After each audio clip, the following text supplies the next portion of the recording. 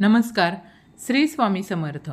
आपल्या सर्वांचं मराठमोळ्या पाटील्स कॉर्नर्स या चॅनलमध्ये खूप खूप मनापासून स्वागत आहे.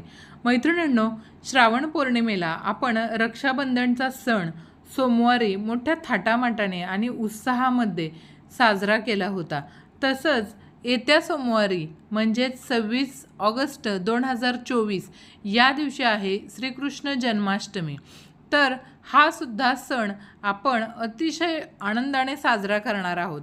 घरच्या घरी श्रीकृष्ण जन्माष्टमी कशी साजरी करावी आणि श्रीकृष्ण जन्माष्टमीचं व्रत कसं करावं, या व्रतामध्ये कोणते नियम पाळावेत, यामुळं आपली इच्छा पूर्ण होईल, यासाठी हा व्हिडिओ पूर्ण पहा. या व्हिडिओमध्ये मी तुम्हाला सविस्तर माहिती सांगितलेली आहे श्रीकृष्ण जन्माष्टमीची. तर व्हिडिओ स्किप न करता पूर्ण पहा आणि जर व्हिडिओ आवडला तर चॅनेलला लाईक आणि सबस्क्राईब करायला विसरू नका. मैत्रिणींनो, श्रीकृष्ण जन्माष्टमी म्हणजेच गोकुळाष्टमी काही ठिकाणी महाराष्ट्रामध्ये दहीहंडी मोठ्या प्रमाणात साजरी केली जाते बघा. भारतीय संस्कृती आणि परंपरा यामध्ये श्रीकृष्ण जन्मोत्सवाचं महत्त्व आणि महात्म्य अनन्यसाधारण असं आहे. गोकुळाष्टमीच्या व्रताबाबत आपण या ठिकाणी माहिती जाणून घेणार आहोत मैत्रिणींनो.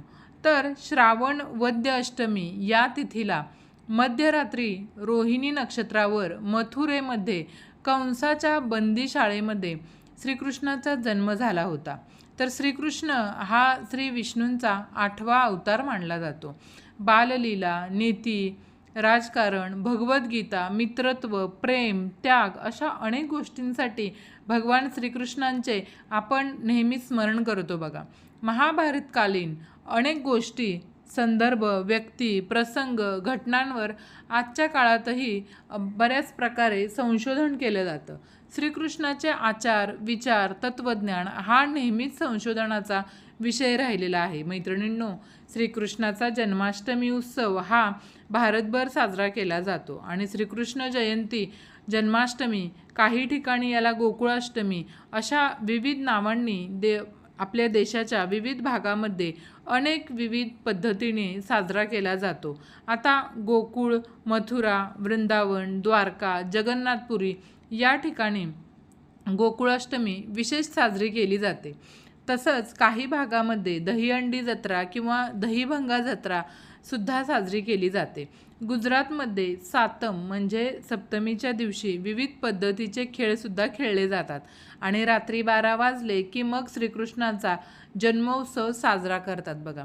तर मध्य प्रदेश आणि उत्तर भारताच्या बऱ्याचशाच भागामध्ये पौर्णिमा महिना असलेले पंचांग वापरत असल्याने या दिवशी येथे भाद्रपद कृष्ण जन्माष्टमी येते. तर मैत्रिणींनो, या दिवशी अनेकांच्या घरी गोकुळ वृंदावनाचा देखावा तयार करून जन्मोत्सव साजरा करतात बघा. वृंदावनामध्ये दोलोत्सव असतो. या दिवशी रासलीलांचं सादरीकरण केलं जातं. महाराष्ट्रामध्ये विशेषतः मुंबई आणि उपनगरात एका विशिष्ट उंचीवर दुधाने भरलेली दहीहंडी बांधली जाते आणि यानंतर विविध मंडळाचे गोविंदा मनोरे रचून ती दहीहंडी फोडतात. तर यावर्षी कधी आहे गोकुळाष्टमी आणि आपण कधी साजरी करायची हे सर्वप्रथम आपण जाणून घेऊयात. तर श्रावण वद्य अष्टमी प्रारंभ आहे रविवारी 25 ऑगस्ट 2024 रोजी उत्तरात्री 3:39 ते श्रावण वद्य अष्टमी सांगता करायची आहे आपल्याला सोमवार 26 ऑगस्ट 2024 मध्यरात्री 2:19 म्हणजेच काय तर श्रीकृष्ण जन्मोत्सव हा सोमवार 26 ऑगस्ट 2024 रात्री 12 वाजता जयंती योग आहे आणि या योगावरतीच आपल्याला हे व्रत करायचं आहे आणि ह्या श्रीकृष्ण जन्मोत्सव साजरा करायचा असतो.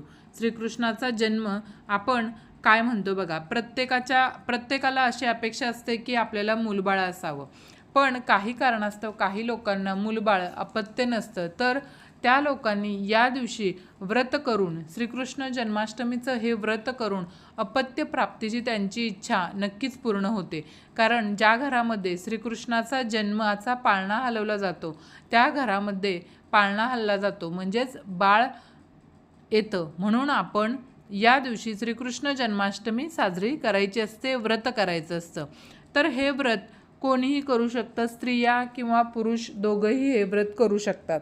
त्याच्यानंतर या व्रताच्या दिवशी तुम्हाला उपवास करायचा असतो। एक भूक राहून आपण हा उपवास करायचा असतो। मध्यरात्री शुभचर्चित होऊन आपण संकल्प करायचा, म्हणजे 12च्या अगोदर आपण आंघोळ करून घ्यायची आणि त्यानंतर बाळकृष्णाची मूर्ती किंवा प्रतिमा स्थापन करावी। आपल्या घरामध्ये बघा, हिंदू धर्मामध्ये प्रत्येक घरामध्ये बाळकृष्णाची मूर्ती ही असतेच। तर या मूर्तीला आपण या दिवशी सर्वप्रथम काय करायचं आहे, तर या दिवशी आपण अभिषेक घालायचा आहे। अभिषेक घालत असताना आपल्याला 16 वेळा पुरुष सूक्ताचं पठण करायचं आहे आणि 1 वेळा स्त्री सूक्ताचं पठण करायचं आहे। आता स्त्री सूक्त आणि पुरुष सूक्त हे दिंडोरी प्रणीत ग्रंथामध्ये तुम्हाला मिळून जाईल, स्वामींच्या मठामधील पुस्तकामध्ये नित्यसेवेच्या, किंवा तुम्ही यूट्यूबला सुद्धा लावून हे मंत्र चालू करू शकता आणि ते म्हणत म्हणत तुम्ही बाळकृष्णांना पंचामृतानं अभिषेक करायचा आहे। जलानं सुद्धा अभिषेक करायचा, स्वच्छ पाण्याने अभिषेक करायचा। त्याच्यानंतर तुम्ही गंगाजलानं अभिषेक करू शकता आणि पंचामृतानं सुद्धा अभिषेक करायचा आहे, कारण आपल्या बाळकृष्णांना अतिशय प्रिय असं म्हणजे पंचामृत लोणी आपल्या बाळकृष्णांना अतिशय आवडतं, म्हणून या दिवशी आपण बाळकृष्णांना पंचामृतानं स्नान घालायचं आहे, अभिषेक करायचा आहे आणि षोडोपचार पूजासुद्धा करायची आहे। धूप दीप नैवेद्य दाखवायचा, त्याच्यानंतर श्रीकृष्णाची आरती करायची, पूजा करायची आणि पुरुष सूक्त तसंच विष्णू सूक्ताचं स्तवन करायचं आणि विष्णू सहस्रनामाचं पठण करायचं। तसंच काय करायचं बघा, हे झाल्याच्या नंतर आपण जे श्रीकृष्णाचं भजन असेल ते ऐकायचं किंवा श्रीकृष्णाची गाणी ऐकायची आणि आपण हे निरनिराळ्या सत्कथा ऐकत रात्री जागरण करायचं आहे। मधील श्रीकृष्ण जन्माच्या लीला श्रवण करायच्या। तसंच यावेळी पूजा करताना आपण बाळकृष्णाला लोणी आणि साखत्र एकत्र करून त्याचा सुद्धा नैवेद्य दाखवायचा असतो। तसंच श्रीकृष्ण जन्माचं व्रत आपण जर केलं ना, तर अपत्य प्राप्तीची आपली इच्छा पूर्ण होते आणि आपल्या अपत्यांना सुद्धा दीर्घायुष्य लाभतं, अशी धारणा असल्याची लोकमान्यता असल्याचं सांगितलेलं आहे।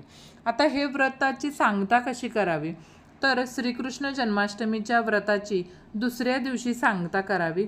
या दिवशी पंचोपचार करून उत्तरपूजा करावी आणि बाळकृष्णाला महानैवेद्य अर्पण करायचा। तर महानैवेद्य म्हणजे काय, तर याच दिवशी आपण काला करावा, म्हणजे पोहे आणि ज्वारीच्या लाह्या, धन्याच्या लाह्या, लिंबू, आंब्याचे लोणचं, दही, ताक, चण्याची भिजवलेली डाळ, साखर, फळांच्या फोडी हे सर्व एकत्रित मिश्रण बनवून आपण एक खाद्यपदार्थ बनवतो, त्याला आपण काला असं म्हणतो। हा कृष्णाला अतिशय प्रिय असा होता। श्रीकृष्ण व त्याचे सवंगडी मिळून यमुनेच्या तीरावर हा तयार करीत असत आणि ते वाटून खात असत असं मानलं जातं। देशभरामध्ये प्रांताप्रमाणे प्रत्येक ठिकाणानुसार या व्रताची वेगवेगळी पद्धत असू शकते। आपण आपापल्या पद्धतीनुसार व्रताचरण करावं असं सुद्धा सांगितलं जातं। तर हे व्रत केल्यामुळं आपल्याला संतान प्राप्ती होते आणि तसंच आपल्या मुलांना सुद्धा दीर्घायुष्य प्राप्त होतं, म्हणून हे व्रत न चुकता या दिवशी करायचं आहे आणि श्रीकृष्ण जन्म उत्सव आपण प्रत्येकाने आपल्या घरी साजरा करायचा आहे। तर मैत्रिणींनो, आजची ही माहिती तुम्हाला आवडली असेल अशी अपेक्षा करते आणि जर आवडली असेल तर चॅनेलला लाईक आणि सबस्क्राईब करायला विसरू नका। धन्यवाद। भेटूयात अशाच नवनवीन माहितीपूर्ण पुढच्या व्हिडिओमध्ये।